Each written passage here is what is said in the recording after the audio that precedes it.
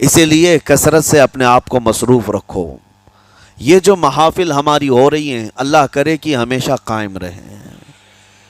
ہم ہفتے میں ایک مرتبہ ذکر کی مجلس میں آتے ہیں اپنے دل کو اللہ تعالیٰ کی یاد سے معمور کرنے کے لیے۔ ویسے کھانا تو دن میں 3 مرتبہ اور کوئی تو 5 مرتبہ کھاتے ہیں۔ اپنے جسم کا بھرپور خیال رکھا جاتا ہے، ہماری روح کے خیال کے لیے ان مجلسوں میں آنا ضروری ہے۔ یہ مجلسوں کی پابندیاں، اور اگر آپ اس کو ہی یہ سمجھ کر نہ چلیں کہ ہم نے ایک بار ہفتے میں ذکر کر لیا تو اب کافی ہے۔ ہماری گاڑی بھی جو ہے پیٹرول بار بار مانگتی ہے، اس کو جس طرح سے چلاتے ہیں اس طرح سے اس کی خواہش بھی ہے۔ روزانہ گاڑی کو اگر کہیں کھڑی کر رکھیں تو زیادہ پیٹرول نہیں لگے گا، لیکن چلتی رہے تو بار بار پیٹرول کی ضرورت ہے۔ ہم میں سے ابھی کوئی ایسا نہیں ہے جو بستر پر پڑا ہوا ہے، ہر کوئی چل رہا ہے، پھر رہا ہے، دنیا میں مصروف ہے۔ تم اپنے کھانے پانے بھی کر رہے ہو، لوگوں سے ملاقات بھی کر رہے ہو، اس کا مطلب ہے تمہاری گاڑی چل رہی ہے اور اس کو پیٹرول بار بار چاہیے۔ اور یہی جو ایندھن ہے، یہ پیٹرول ہے، اس کا کام یہ اللہ تعالیٰ کا ذکر کرتا ہے۔ تمہارے جسم کو بیلنس رکھنے کے لیے، تمہاری فکروں کو بیلنس رکھنے کے لیے، تمہارے دماغ کو صحیح سلامت ایک نہج پر رکھنے کے لیے یہ ذکر کی محافل قوت دیتی ہیں۔ اگر اس ہفتے میں آپ نے ذکر کیا نہیں ہوا تو آپ اپنے ہی گھر پر سونے سے قبل بستر پر بیٹھ کر کیوں اللہ کا ذکر نہیں کر لیتے؟ 5 منٹ 10 منٹ اس مولا کو پکار کر کے سونے میں کیا حرج ہے؟ لوگ موبائل دیکھتے، گانے سنتے، فلمیں دیکھتے ہوئے سو جاتے ہیں، لیکن اللہ رب العزت کو یاد کر کے سونے والا، میرے عزیزو، قرآن میں مولا فرماتا ہے فَاذْكُرُونِي اذکرکم، اس کا وعدہ ہے تم مجھے یاد کرو میں تمہیں یاد کروں گا۔ اور اس کی تفسیر میں اللہ تعالیٰ کے اس قول میں، اس فرمان کی تفسیر میں بزرگوں نے فرمایا اللہ کیسے یاد کرتا ہے بندے کو؟ اللہ بندے کو کیسے یاد کرتا ہے؟ جب تم اس کی یاد میں مصروف رہے، اپنے آپ کو بزی کر رکھا، اللہ تمہیں کیسی جگہ یاد کرتا ہے؟ فرماتے ہیں مفسرین کہ بندہ تو لوگوں میں اللہ کو یاد کیا، اور اللہ بندے کو فرشتوں میں یاد کرتا ہے۔ فرشتوں کے درمیان تمہارا ذکر ہونے لگتا ہے کہ فلاں کا بیٹا فلاں آج میرا ذکر کر رہا تھا۔ آج محفل ذکر سے جتنے نکلیں گے اللہ کریم ہمارا ذکر فرشتوں میں ضرور فرمائے گا، فرشتوں میں ضرور ذکر ہوگا کہ فلاں بندہ آج ذکر میں مشغول تھا۔ اور پھر یہ بھی فرمایا بزرگوں نے، مفسرین نے، کہ اللہ تعالیٰ وہاں یاد کرتا ہے جہاں فرشتے ہوں، فرشتوں کی محفل میں تمہارا ذکر۔ اور اس کے علاوہ یہ بھی فرمایا گیا کہ تم دنیا میں زندگی میں اسے یاد کرتے تھے اور وہ تمہیں مرنے کے بعد قبر میں یاد کرے گا۔ جب دنیا تمہیں چھوڑ دیتی ہے تب اللہ تعالیٰ تمہیں یاد فرماتا ہے۔ فَاذْكُرُونِي أَذْكُرْكُمْ کا مطلب یہ ہے وہ تمہیں یاد فرمائے گا، لیکن اس کے لیے کثرت سے تم اللہ کو یاد کرو، اللہ کو یاد کرو۔ تو بہرحال میرے عزیزو، قیامت کی نشانیاں جو ہم نے آج مختصر آپ کے سامنے رکھی، وہ بہت تیزی سے تمہارے سروں پر آ رہی ہیں، اور تمہارے ہاتھوں سے بہت سارے کام اب چھن جائیں گے۔ ابھی آپ ترقیات میں خوشی سے بات کرتے ہوئے بیٹھتے ہیں نا، ڈسکس کرتے رہتے ہیں کہ سنا ہے ایسی کار آ رہی ہے کہ وہ اب بغیر ڈرائیور کے چلے گی، روبوٹ سے چلے گی۔ اس کو تو ہم خوشیوں میں ڈسکس کرتے ہیں کہ اچھا ایسا ہونے والا ہے۔ پہلے ایسا تھا کہ موبائل آپ بٹن کے دباتے تھے، کسی نے اگر خبر کر دیا کہ نہیں بعد میں صرف ٹچ کرنے سے آتا ہے تو آپ کہتے اچھا ایسا بھی آنے والا ہے۔ لیکن آپ کوئی کہے تو آپ کو کوئی تعجب نہیں، ٹچ اسکرین، کوئی تعجب کی بات نہیں، بنا ڈرائیور کے گاڑیاں آ جائیں گی۔ اس طرح ہوتے ہوتے نظام زندگی اس قدر بدل جائے گا، اس قدر بدل جائے گا۔ آج میری یہ بات نوٹ کر کے رکھ لیں، زندگی باقی رہی تو 10 سال بعد انشاءاللہ ہم ملاقات کریں گے، اگر اللہ نے زندگی باقی رکھی، اور اس کے بعد پھر ہماری یہ باتیں میچ کر کے دیکھیں کہ کیا کیا ہوا ہے اور کیا کیا دنیا بدل چکی۔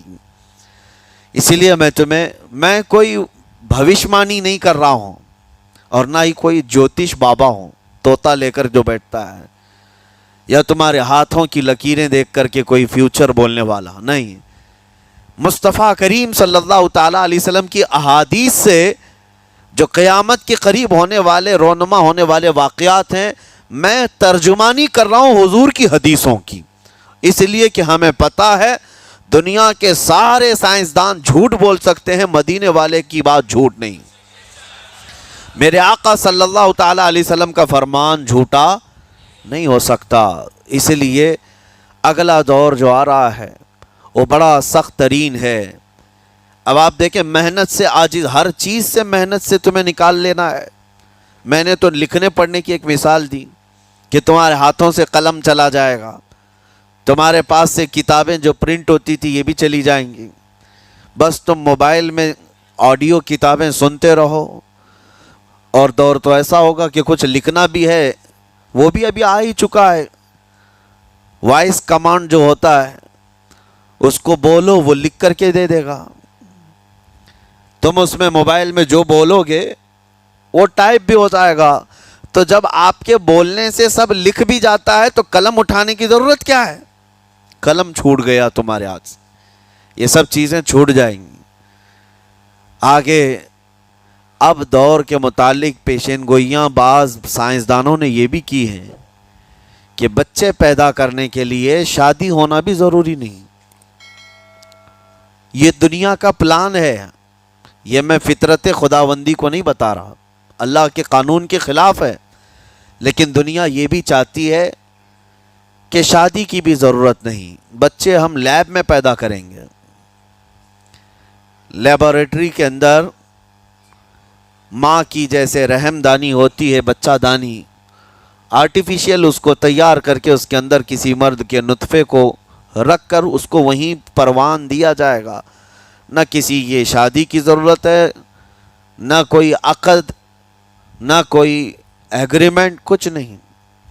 جس کو بچہ چاہیے وہ لیب سے خرید لے، ہر طرح کی چیزوں سے تمہیں عاری کر دیا جائے۔ ابھی تو بہت سارے لوگ سوال بھی کرتے ہیں ہم سے ٹیسٹ ٹیوب بیبی کے متعلق، جس کو بچے نہیں ہو رہے ہیں، کیا وہ اس طرح سے ٹیسٹ ٹیوب بیبی سے جو آج ایک طریقہ کار ہے بچے پیدا کر سکتے ہیں یا نہیں؟ اس کے کئی طریقے ہیں سائنس میں کہ اسی مرد کا نطفہ اسی کی عورت میں رکھ کر کے اس کو پروان دیا جائے، اور بعض دوسرے طریقے کہ کسی دوسرے کا لا کر اس کی عورت میں رکھ دیا جائے۔ یہ تو سراسر حرام ہے، زنا ہے۔ لیکن ائمہ اکرام، فقہاء اکرام نے حلال رشتے کے اندر ہی مرد اور عورت جو شادی شدہ ہیں ان کو بھی اس طریقے سے بچہ حاصل کرنے کی اجازت نہیں تھی، وہ ناجائز ہے، ناجائز ہے۔ بچے دینا یہ اللہ کی شان ہے۔ حضرت ابو ہریرہ رضی اللہ تعالیٰ عنہ حضور صلی اللہ علیہ وسلم کی بارگاہ میں حاضر ہوئے، عرض کرتے ہیں عرب والے لوگ عزل کرتے ہیں یا رسول اللہ، یعنی بچے نہ ہونا نہیں چاہیے کسی کو، تو پریکاشن لیتے تھے وہ لوگ، اس کا طریقہ کار ان کا الگ تھا عربوں کا، وہ انزال نہیں کرتے، اس سے پہلے جدا ہوتے۔ حضرت ابو ہریرہ رضی اللہ تعالیٰ عنہ نے حضور کی بارگاہ میں پوچھا کہ ایسا کیا کرنا کیسا ہے؟ نبی پاک صلی اللہ تعالیٰ علیہ وسلم نے ارشاد فرمایا اگر رب تبارک و تعالیٰ چاہے تو بھی بچے عطا کرے گا، کوئی عزل کر لے الگ ہو جائے، اگر مولا کو دینا ہو تو اس حال میں بھی اللہ تعالیٰ بچے عطا کرے گا، جو مولا بغیر باپ کے عیسیٰ پیدا فرماتا ہو۔ تو بہرحال میں بات الگ نہ چلی جائے اس لیے عرض کر رہا ہوں کہ اگلے دور میں سارے کام کاج تمہارے ہاتھوں سے نکل جائیں گے، عاری کر دیا جائے گا اور تمہیں سست اور کاہل بنا دیا جائے گا، اور جب بندے کے پاس کوئی کام ہی باقی نہ رہے تو اس کا دماغ شیطانی بن جائے گا، اور شیطان اس کو ہانکتا رہے گا صبح سے شام تک، شام سے صبح تک۔ اور میں آپ کو بتا دوں دنیا یہ چاہتی ہے کہ رات کو دن بنا دے، یعنی کوئی رات کا تصور ہی نہ رہے، نہ اندھیرا ہے نہ ہی کوئی اس طرح کی تاریکی، بلکہ پورا ٹوٹل 24 آورز ایسا ہی اجالا دکھنا چاہیے، تمہاری نیندیں ختم ہوں، کسی کے لیے بھی اندھیرا ہو گیا چلو سوئیں، یہ اللہ کے جتنے نظام ہیں اس سے یہ دنیا چھیڑ چھاڑ کرنے کی کوشش کر رہی ہے۔ یہ جو خفیہ طاقتیں ہیں دنیا کو جو چلا رہی ہیں، وہ فری میسن ہوں اور سیکریٹ تنظیمیں جو آج دنیا میں کام کر رہی ہیں، وہ قانون خداوندی سے چھیڑ چھاڑ کرنا ان کی فطرت عادت ہے۔ ہر چیز جو اللہ تعالیٰ کی بنائی ہوئی، پہاڑوں کو اپنی جگہ سے ہٹا دینا۔ عرب میں آج پتہ ہے آپ کو، سعودی میں سب سے زیادہ پہاڑ کاٹے جا رہے ہیں۔ پہاڑ اتنے کاٹتے ہیں وہ لوگ، پورے کے پورے پہاڑوں کو انہوں نے زمین سے الگ کر دیا، اور وہاں پہاڑ کا وجود ہی نہیں۔ مکہ میں جا کر آپ دیکھ لیں، مدینے میں جا کر دیکھ لیں، 4 سال 5 سال کنٹینیو کئی مشینیں لگا کر کے پورے پہاڑ کو صاف کر دیا، پتھر کے پہاڑ۔ اصل میں یہ نظام قدرت ہے، پہاڑ یوں ہی نہیں بنائے اللہ نے زمین پر۔ والجبال اوتادا، یہ میخ بنا کر کے اس میں گاڑ دیے گئے تاکہ زمین ہلنے نہ پائے، زمین پانی پر ہے۔ اور جب پہاڑوں سے چھیڑ چھاڑ کیا جائے گا زمینوں میں زلزلے آئیں گے، ادھر سے ادھر زمین ہل جائے گی۔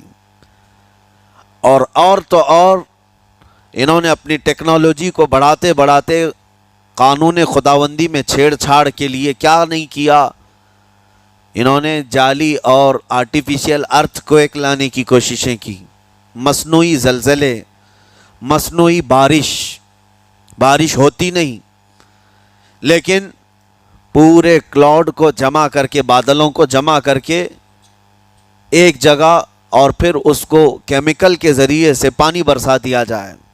لوگوں کو لگتا ہے کہ ابر چھا گیا اور پانی آنے لگ گیا، یعنی بارش بھی مصنوعی برسائی جائے، ہوائیں بھی مصنوعی چلائی جائیں، پہاڑ بھی کاٹ دیے جائیں، جعلی زلزلے لائے جائیں۔ سونامی کو بھی لانے کی ترکیبیں ان لوگوں نے سوچی کہ زیر زمین جو لاوا ہوتا ہے اس کے اندر دھماکہ کر دیا جائے تاکہ پانی کی موجیں بے قابو ہو کر بہت زیادہ لہریں اٹھ جائیں اور دنیا میں تباہی مچائیں۔ بیماریاں اللہ کی طرف سے آتی ہیں، لیکن بیماریاں یہ لیب میں بنانے کی کوشش کرتے ہیں کہ وائرس بنائے جائے اور لوگوں کے درمیان چھوڑ دیے جائیں، جس کو آج دنیا کی بڑی طاقتیں بایو ویپن کا کہتی ہیں، یعنی ہتھیار صرف گولہ بارود بندوق اور میزائل ہی نہیں ہیں، ہتھیار یہ وائرس بھی ہیں، کیمیکل بھی ہے، دوائیوں کی شکل میں۔ یہ برسوں سے یہ تنظیمیں اس بات پر کام کر رہی ہیں، حتیٰ کہ یہ نظام قدرت کو، نظام خداوندی کو پورے اکثر بدلنے کے لیے انہوں نے مردوں کو عورت بنانا، عورتوں کو مرد بنانے کی بھی مہم چھیڑ رکھی ہے۔ ٹرانسجینڈر، ان سب کو خاص قانونی حق دیا جائے گا، اور مرضی سے آدمی اپنے جینڈر کو، اپنی جنس کو چینج کروا لے۔ یہ قانون خداوندی میں چھیڑ چھاڑ ہے نہیں، اور انسان کو جس کام کے لیے پیدا کیا گیا تھا اس کام سے اس کو عاری کر دیا جائے، کاہل بنا دیا جائے۔ اسی لیے دیکھیں، وہ رحمان مولا چاہے تو تمہیں گھر میں بٹھا کر خوب رزق دے، وہ غفار ہے جو چونٹیوں کو اپنے سوراخ میں رزق دیتا ہے، مچھلیوں کو پانی کے اندر رزق دیتا ہے، وہ اشرف المخلوقات کو کیوں نہیں کھلائے گا؟ لیکن اس کا حکم یہ ہے، اذا قضیت الصلاۃ فانتشروا فی الارض، جب نماز پڑھ لو تو زمین میں پھیل جاؤ اور اللہ کا رزق ڈھونڈو۔ یہ نہیں کہ گھر میں بیٹھ کر کے تم پکارتے رہو رزق آ جا، رزق آ جا، رزق آ جا، یہ نہیں ہے۔ تمہیں کیوں؟ تم کاہل اور سست نہ بنو، تمہیں فرمائے گا ہاتھ پیر چلاؤ۔ نبی پاک صلی اللہ تعالیٰ علیہ وسلم نے ارشاد فرمایا، دنیا کا سب سے بہترین رزق وہ ہے جو اپنے ہاتھوں کی کمائی، محنت سے۔ اور حضور فرماتے ہیں اللہ کے نبی داؤد علیہ السلام لوہے کا کام کرتے اور خود اپنے ہاتھوں سے لوہے کو تپا کر کے نقش بناتے، اور لوہے کی زرہ جو جنگوں میں پہنی جاتی یہ بنا کر کے بیچتے تھے، اور اس کی آمدنی سے حضرت داؤد علیہ السلام اپنا گھر چلاتے تھے۔ حضرت ادریس علیہ السلام کپڑے سلتے تھے، درزی کا کام کرتے اور اپنا گھر چلاتے۔ حضرت ابراہیم علیہ السلام گھر بنانے کا کام کرتے رہے، اسی لیے نبی پاک صلی اللہ تعالیٰ علیہ وسلم نے فرمایا اللہ کے سارے نبی اپنے ہاتھوں کی کمائی کھایا کرتے تھے، کوئی گھر بیٹھ کر کے نہیں۔ جو لوگوں کو آج یہ شوق ہے کہ بس کسی کو جائیداد میں کچھ پراپرٹی ملی تو کرائے پر چڑھا دو اور کرایہ کھاتے رہو، کیوں محنت کرنا ہے؟ کوئی کام کیوں کرنا ہے؟ میں یہ نہیں کہتا کہ کرایہ مت کھاؤ، کھاؤ کرایہ، لیکن اپنے جسم کو ایسا کاہل اور سست بناؤ گے تو یہ شیطان کی آماجگاہ بن جائے گا دماغ، اور اتنے گناہ کرنے لگ جاؤ گے کہ تمہارے کنٹرول میں نہیں رہے گا۔ تم اس کو جتنا خالی اور سست چھوڑو گے، یا آلریڈی جو سائنسدانوں نے چوہوں پر ایکسپیریمنٹ کر کے جو دیکھا، اکثر ایسا ہوتا ہے کہ چوہوں پر جو تجربہ کیا جاتا ہے انسان کے فطرت سے بہت زیادہ میل کھاتا ہے چوہوں کی طبیعت، اسی لیے آپریشن تھیٹر میں بھی سکھانے کے لیے چوہے اور مینڈک کا استعمال ہوتا ہے۔ دوائیاں بھی جو سب سے پہلے بنتی ہیں وہ چوہوں کو کھلا کر دیکھی جاتی ہیں۔ انسان کی طبیعت زیادہ اس سے میل کھاتی ہے، تو جو چوہوں کو ساری سہولیات دے دی گئی تھی تو وہ آپس میں شہوت میں مبتلا ہو گئے اور ایک دوسرے کا قتل کرنے لگے۔ یہی حال انسانوں کا بھی ہوگا، جب ان کو ساری سہولیات ایک جگہ مل جائیں گی تو یہ ایک دوسرے کا قتل شروع کر دیں گے، یہ کثرت سے گناہ کرنے لگیں گے اور ایک دوسرے کا قتل کریں گے۔ اسی لیے آپ کو میں جو بات کہہ رہا تھا وہ ادھوری رہ گئی۔ وہ رب تبارک و تعالیٰ چاہے تو گھر بیٹھا کر تمہیں کھلائے، لیکن آپ مجھے یہ بتاؤ، یہ جو مسجد میں بلاتا ہے تمہیں رب تعالیٰ 5 وقت، فجر میں، ظہر میں، عصر میں، مغرب میں، عشاء میں، اور ہر ایک میں تمہیں اپنی پیشانی زمین پر رکھنی ہے، ہاں ایک مخصوص طریقہ ہے، کیوں؟ اللہ کریم کیا تمہارے ان اعمال کا محتاج ہے؟